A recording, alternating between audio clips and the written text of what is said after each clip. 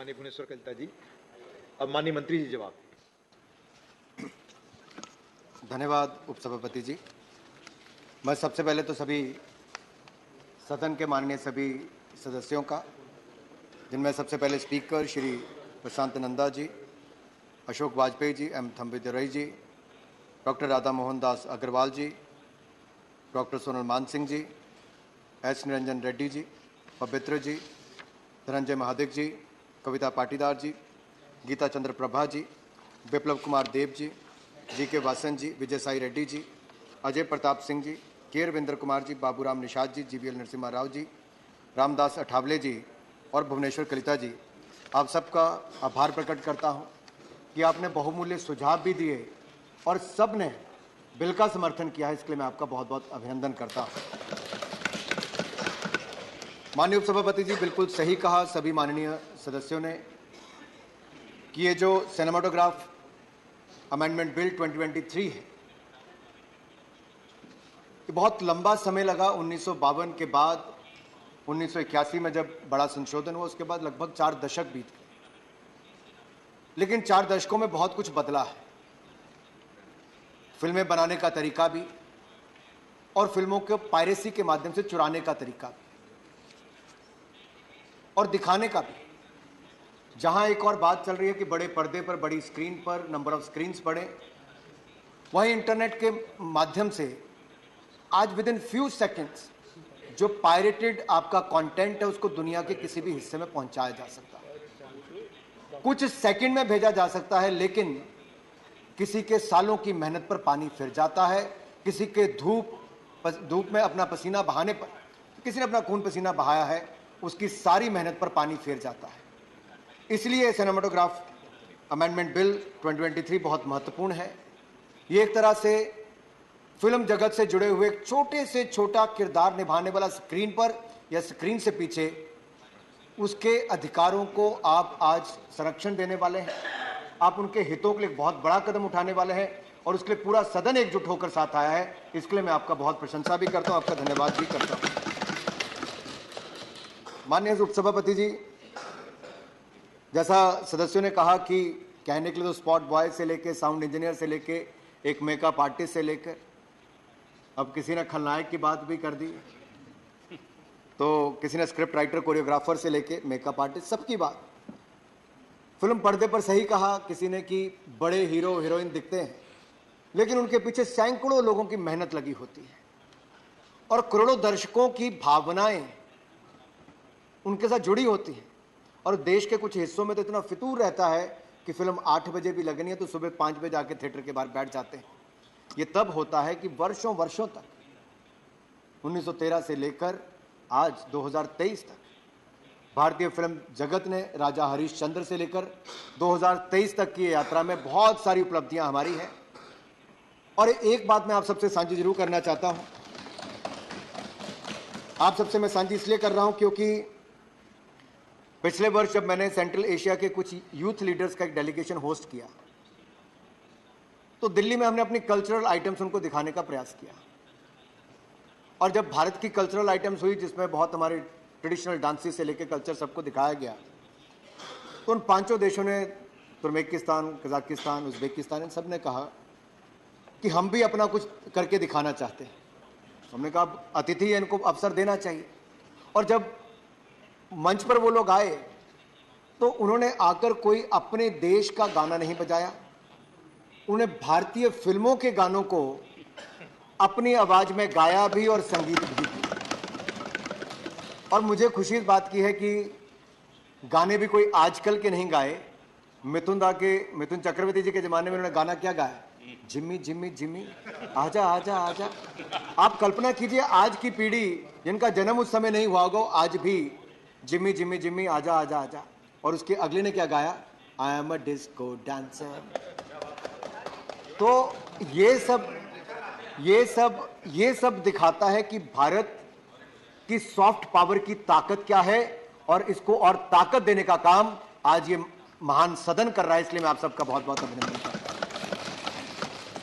ये भारत की soft power है।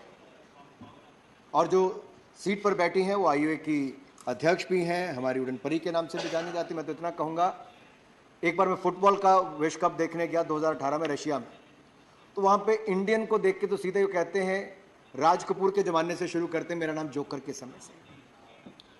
ये इम्पैक्ट है हमारी फिल्म इंडस्ट्री का, ये हमारे देश की कला, संस्कृति, साहित्य को, यहाँ के समाज का चित्रण दुनिया भर में करती है। और हमें अपनी इस ताकत को समझना होगा। And India being a country of storytellers, we have all the ingredients, I'll say, to become the content hub of the world, and India should emerge as the content hub of the world. Mr. Reddy ने अभी कहा, Mr. Nanda ने कहा, बहुत सारे GVL Narasimha Rao ji ने कहा कि हमारे कुछ क्षेत्र में, विशेष तौर पर साउथ इंडिया में, टेक्नोलॉजी का उपयोग करके अब फिल्मों का एक बहुत विशाल स्तर किया गया है। अब केवल यहीं तक नहीं, आज विश्व की बड़ी से बड़ी पिक्चरों का पोस्ट प्रोडक्शन काम हिंदुस्तान में होता है। एवीजीसी सेक्टर, जो एनिमेशन, विजुअल इफेक्ट्स, ग्राफिक्स और कॉमिक्स, ये सेक्टर बहुत बड़ा ग्रो कर रहा है। तो हमें कुल मिलाकर फिल्म जगत को एक बहुत बड़े अवसर के रूप में देखना चाहिए और एक बहुत बड़ी ताकत के रूप में देखना चाहिए। मैं चेयरपर्सन सर इतना ही कहना चाहूंगा कि जब यह बिल 2019 में लाया गया, तब इसमें केवल छोटा सा संशोधन था। उससे जो आपने आज की समस्या की बात कही, उससे उसका हल नहीं हो पाता। इसको वापस स्टैंडिंग कमेटी में भेजा गया। स्टैंडिंग कमेटी के सभी सदस्यों ने अपने सुझाव दिए और उसके बाद हमने इसको पब्लिक के सामने रखा। 2022 में नए रूप में हमने बिल को पब्लिक के सामने रखा, उनके सारे सुझाव आए, पूरी इंडस्ट्री के साथ हमने उनके सुझाव भी लिए और अब एक नए रूप के बीच में द सिनेमाटोग्राफ अमेंडमेंट बिल 2023 आप सबके सामने हम लेकर आए हैं। इसमें मेजर कंसर्न अमेंडमेंट्स के लिए क्या थे? अगर कुल मिलाकर देखा जाए तो एक जो लिटिगेशन चल रही थी कर्नाटका हाई कोर्ट से लेकर सुप्रीम कोर्ट तक गई, उसमें सीबीएफसी का, central board of film certification, उसके प्रोसीजर्स क्या है, उसकी पावर्स क्या है। आप में से कुछ लोगों ने कहा रिवीजन पावर्स किसके पास हो। प्रशांत नंदा जी ने कहा कि उनको भी एक बार दिक्कत आई अपने रीजनल पैनल के सामने, मुश्किल एक पिक्चर के लिए, क्योंकि जो चेयरपर्सन था उसके ही अपने बच्चे की डेथ 12 साल की उम्र में हुई थी और वो उस पिक्चर को नहीं देख सकता था। कोई एक केस ऐसा हो सकता है, लेकिन हमारा प्रयास होता है कि जल्द से जल्द सर्टिफिकेशन मिल सके। इट्स अ ऑटोनोमस बॉडी, और सरकार और जिसको आप आम भाषा में सेंसर बोर्ड कहते हो, सीबीएफसी, इसके बीच में काफी एक तरह से डिस्टेंस मैं इसलिए कहता हूं क्योंकि ऑटोनोमस बॉडी है, उसकी एक अपनी ताकत है। रिवीजन पावर भी सरकार के पास इस बिल के बाद नहीं रहेगी, वो ऑटोनोमिटी सीबीएफसी की बनी रहेगी जो आप चाहते हैं, और हम यही चाहते हैं ऑटोनोमिटी बनी रहे, ऑटोनोमस बॉडी का उसका वो रोल है। दूसरा नंदा जी ने कहा कि रिवीजन करने के लिए जब जाए तो सेम मेंबर्स ना हो। हमने इसमें प्रावधान पहले भी था, अब भी करेंगे। रिवीजन के लिए सेम पैनल नहीं बैठेगा, सारे पांचों नाम नए ही होंगे और वही देखेंगे, ये मैं आपको कहना चाहता हूं। दूसरा, आपका जो लिटिगेशन हमारी चल रही थी, जैसे मैंने कहा कि कर्नाटका हाई कोर्ट से लेके सुप्रीम कोर्ट तक आया, तो हमने उसको लेकर भी जो प्रोसीजर है इसको और आसान कर दिया है और इसको बिल को हार्मोनाइज किया है, जो सुप्रीम कोर्ट और हाई कोर्ट के ऑर्डर्स को ध्यान में रखते हुए, ताकि भविष्य में इस तरह से कोई दिक्कत ना आए। तो सबसे बड़ी समस्या इस सदन पूरे ने कही, unauthorised recording and exhibition of films, ये जो फिल्म पायरेसी से जुड़ी हुई है। अब मैं देख रहा था कि प्रशांत नंदा जी ने 18,000 करोड़ से शुरू किया तो 22,000 करोड़ तक यही बात पहुंच गई कि इतने की पायरेसी होती है। अब पायरेसी कितने की होती है किसी को नहीं पता, लेकिन इतना जरूर पता है कि कलाकारों की वर्षों की मेहनत पे पानी फेरने का काम होता है।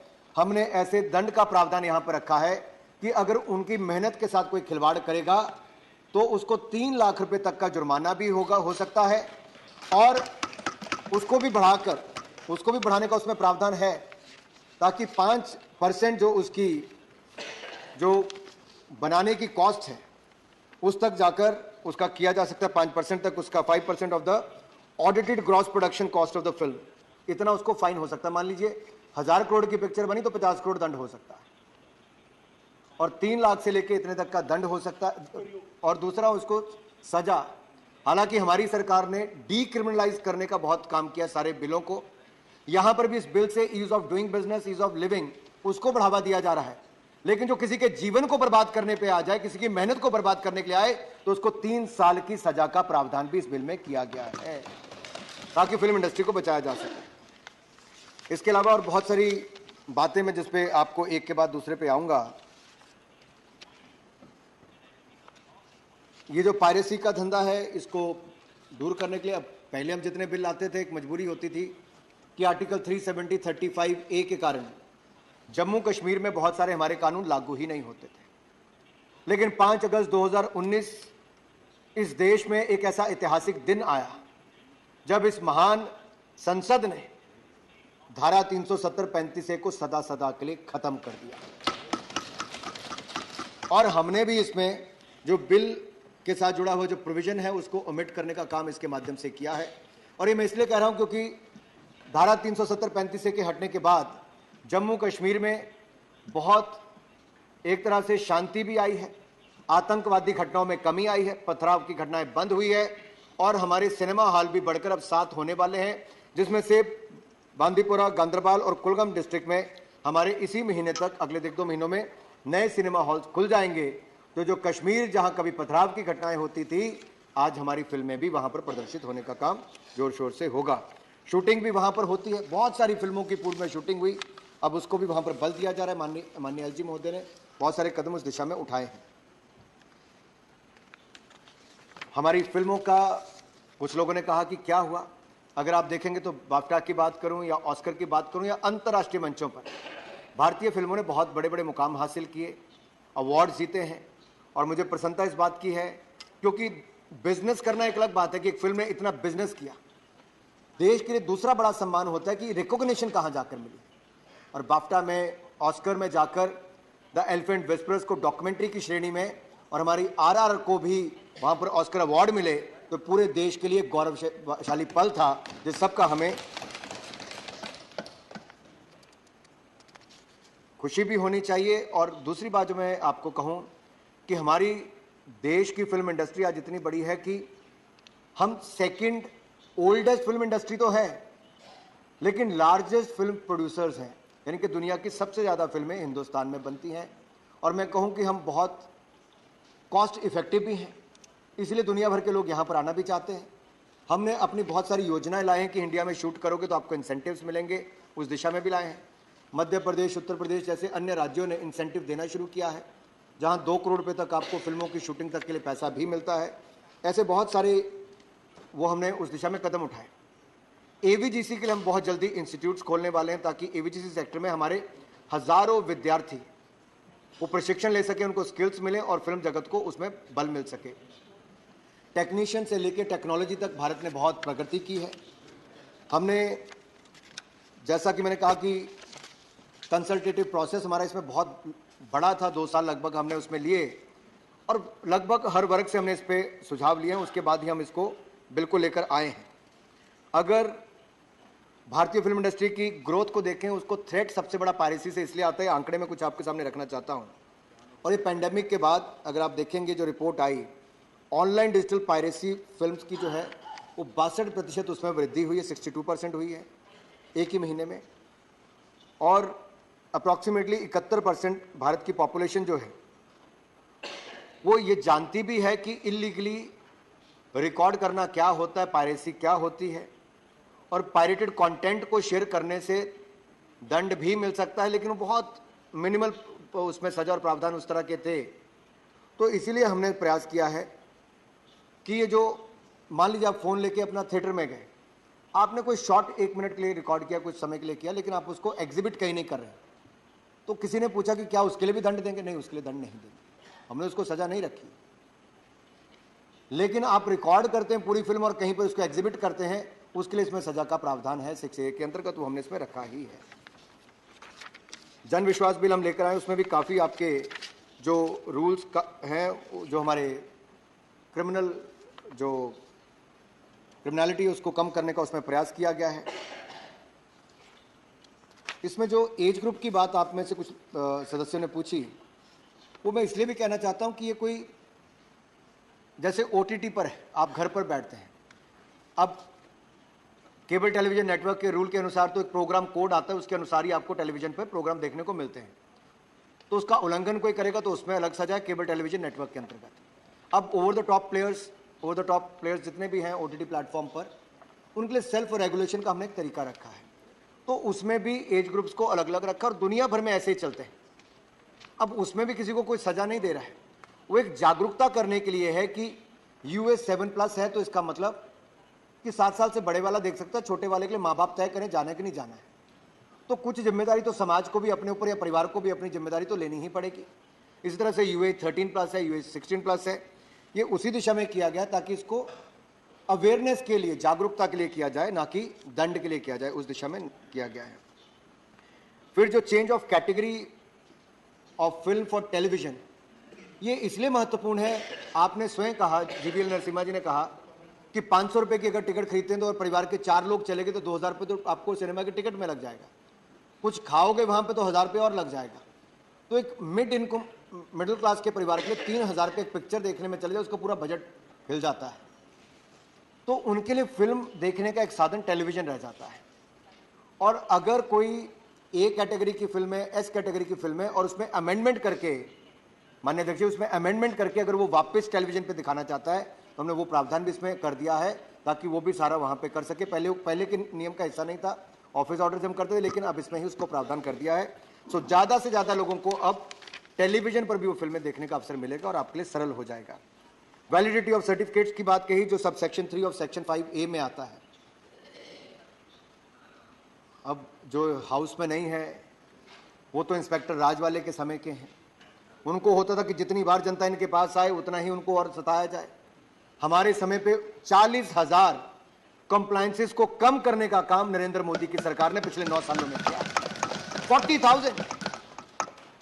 और हमारा प्रयास है कि कम से कम अधिकारियों के पास आपको जाना पड़े। और हम तो ये भी चाहते हैं कभी आपसे कोई गलती हो भी गई तो आप मानकर कह दीजिए गलती हो गई, तो आपको दंड ही ना देना पड़े। हम दिशा में जाने की काम कर रहे हैं, आखिरकार देश के लोगों के लिए कानून बना रहे हैं। तो इसमें भी जो 10 साल के बाद आपको रिवीजन के लिए आना पड़ता था वापस सर्टिफिकेट लेने के लिए, वो अब आपको परपेचुअल मिल जाएगा, आपको सारी उम्र के लिए मिल जाएगा, आपको वापस आने की जरूरत नहीं है। आप उसको पहले एग्जीक्यूटिव ऑर्डर से किया। रिवीजन पावर जो सेंट्रल गवर्नमेंट की आपने कही, वो हमने बिल्कुल खत्म कर दी है।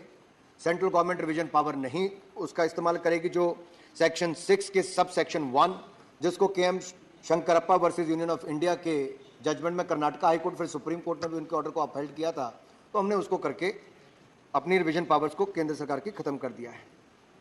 इसमें एक किसी का सुझाव, प्रश्न आया था कि कॉपीराइट एक्ट जो है, तो क्या कॉपीराइट एक्ट का क्या होगा। देखिए, आपको इस कानून के अंतर्गत जो है सिनेमाटोग्राफ अमेंडमेंट बिल, इसके बाद इसके अंतर्गत तो 3 साल की सजा वो अलग है। कॉपीराइट एक्ट के अंतर्गत अगर आप अलग से, मैं आपके लिए पढ़ भी देता हूं प्रोविजन को, any person who commits an act that has been prohibited under clause 6AA and 6AB will be liable to be punished with imprisonment for a term which shall not be less than 3 months but may be extended to 3 years under clause 7(1)(a) of the 2023 bill. Additionally, the person will be liable to pay a fine not exceeding 3 lakh rupees, which may extend to 5% of the audited gross production cost of the film. It further clarifies that certain acts as provided under section 52 of the Copyright Act 1957 will not be punishable under this provision, which is the section 52 lays down a list of certain types of work such as literary works, film, artistic work, etc., and the types of action which would not be considered copyright infringement. But I have to read a couple of more lines for the knowledge of the House. Under clause 7(1)(b) of the 2023 bill also provides that any person who is holder of the copyright of a film may and whose copyright has been infringed in the manner provided under clause 6AA and 6AB can, in addition to actions taken under the Cinematograph Act, take suitable action for infringement of their copyright in the film under section 51 of the Copyright Act 57, or take suitable action for computer related offences under section 66 of the Information Technology Act 2000, or any other relevant laws for time being in force. Further, appropriate government or its agencies shall not be prevented from taking suitable action against an intermediary under subsection 3 of the section 79 of the Information Technology Act. While inserting clauses for piracy, the 2023 bill aims to harmonize the Cinematograph Act 2023 with the existing laws which address the issues of piracy vis-a-vis the Copyright Act 1957 and the IT Act 2000. So I think this makes the things very, very clear as far as there are a couple of more things I think which asked by our honorable members. Vijay Sai Reddy ji asked about the immunity to be given to the producer or to the director, and he also talked about the distribution of the profits to the various stakeholders. And one more thing you said, hero's son should not be hero. Okay, that's a hereditary practice.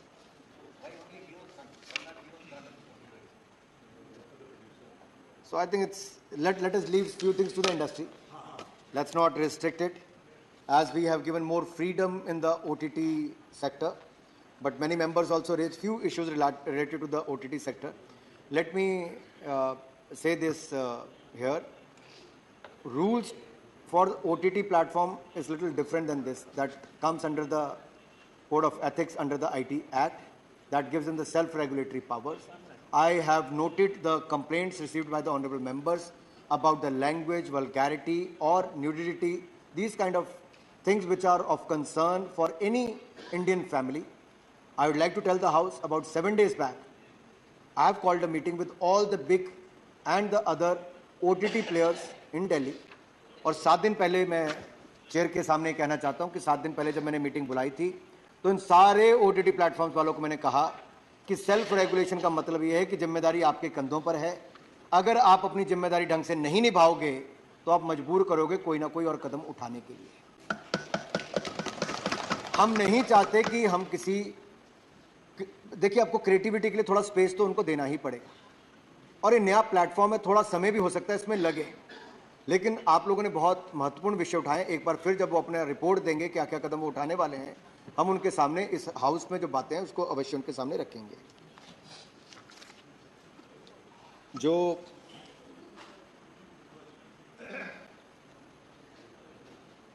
Kalita जी ने भी कुछ parents के बारे में बात कही, मैंने उसको पहले उसका उल्लेख कर दिया है कि कैसे हम उसका ध्यान रख सकते हैं।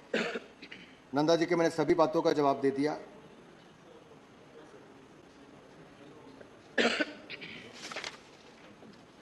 अशोक वाजपेयी जी ने तो राजा हरिश्चंद्र से लेके बाकी सब तक अपनी बात कही है।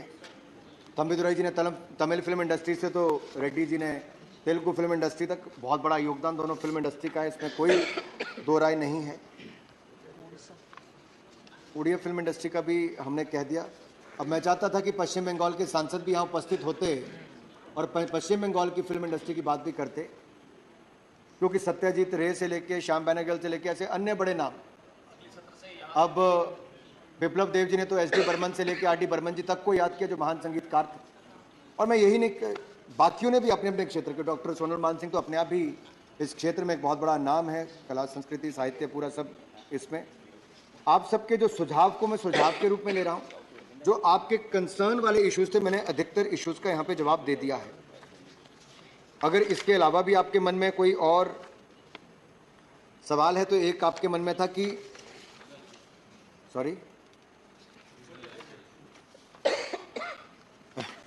रीजनल लैंग्वेज को लेके, मराठी को लेके धनंजय महादिक जी ने पहले बात कही। मराठी फिल्म इंडस्ट्री का एक बहुत बड़ा योगदान है सभी में, हिंदी फिल्म में भी और मराठी फिल्म इंडस्ट्री में भी। और मैं आपको इतना ही कहूँगा, हमारे प्रावधान है एनएफडीसी के माध्यम से हम हमारा जो development, communication and dissemination of filmic content, इसको हम सपोर्ट करते हैं एनएफडीसी के माध्यम से। तो आपके ध्यान में ऐसे कोई भी मराठी फिल्म जगत के लोग हों जिनको सहायता की आवश्यकता हो तो एनएफडीसी में अप्लाई करें, उनको वहाँ से मदद अवश्य मिलेगी।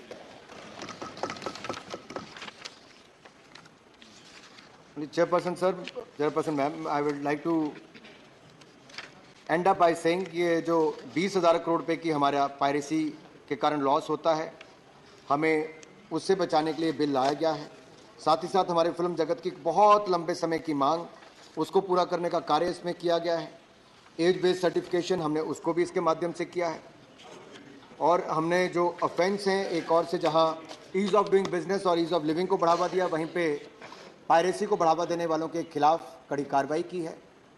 हमने सुप्रीम कोर्ट, हाई कोर्ट की जजमेंट के बाद इस लॉ की दृष्टि से इसको हार्मोनाइज करने का काम किया है। और जो हमारी सर्टिफिकेशन के लिए एक सरल प्रक्रिया है, उसको भी बढ़ावा देने के इसके अंदर कदम रखे गए हैं। और लंबे समय तक आपको अपने ही इस जो कंटेंट आपने क्रिएट किया है उसकी परपेचुअल आपको अधिकार मिल सकें, उसको भी इसमें प्रावधान है। तो कुल मिलाकर जितने भी मांगे पूरी तरफ से आई थी, हमने सबको इसमें आधार रखा है। और जो पहले कहा गया कि सिनेमा के माध्यम से समाज की कुरीतियों को भी और समाज में किए गए अच्छे कार्यों को भी और ऐसे लोग जिनके जीवन से लोग बहुत कुछ सीख सकते हैं, उनके ऊपर भी बहुत सारी फिल्में और कंटेंट बना है। और मुझे पूर्ण आशा है कि फिल्म जगत के हमारे कलाकार, प्रोड्यूसर, डायरेक्टर्स और फिल्म जगत से जुड़े सभी ऐसे लोग वो अपनी ओर से पूरा प्रयास करेंगे कि भारतीय फिल्म जगत ना केवल दुनिया की सबसे ज़्यादा फिल्में बनाने वाली इंडस्ट्री बने, वो तो है ही, दुनिया का ऐसा कंटेंट भी हम बना रहे हैं कि जो रीजनल नहीं वो बहुत जल्दी नेशनल और इंटरनेशनल हो जाता है। ये आज हमारी ताकत बनी है। आज कोई कंटेंट लोकल नहीं, वो बहुत जल्दी ग्लोबल भी हो रहा है। तो टेक्नोलॉजी का उपयोग भी करेंगे, नई सुविधाएं भी देंगे। पायरेसी एक कैंसर की तरह है और इस कैंसर को जड़ से खत्म करने का काम हम इस बिल के माध्यम से करने का प्रयास कर रहे हैं। उसमें आप सब ने अपना सहयोग दिया है, उसके लिए मैं आपका धन्यवाद करता हूं। जहां तक स्टेट लेवल फिल्म सिटीज की आपने बात कही, मैं चाहता हूं हर राज्य, क्योंकि अब इतने 140 करोड़ की जनता इतनी ज़्यादा है कि पूरा यूरोप और रशिया और सबको आप जोड़ लेंगे, ऐसे कई देशों को, उससे ज़्यादा हम अकेले हैं। और हमारा कंटेंट भी है रशिया से लेकर सेंट्रल एशिया तक, सब जगह, यूरोप से लेकर अब चाइना, कोरिया, सब जगह जा रहा है, एशियन कंट्रीज में लग जाता है। यूएई से लेकर अरब वर्ल्ड में हमारा भारत का कंटेंट बहुत ज़्यादा कंज्यूम होता है। तो मेरा निवेदन इतना ही है कि आइए इस बिल को, जो आप सब ने अपना सहयोग दिया, समर्थन दिया, सुझाव भी दिए और उन सब सुझावों को हमने इसमें शामिल किया है, मैं आप सबका बहुत बहुत आभार प्रकट करता हूं और धन्यवाद करता हूं। The question is that cinema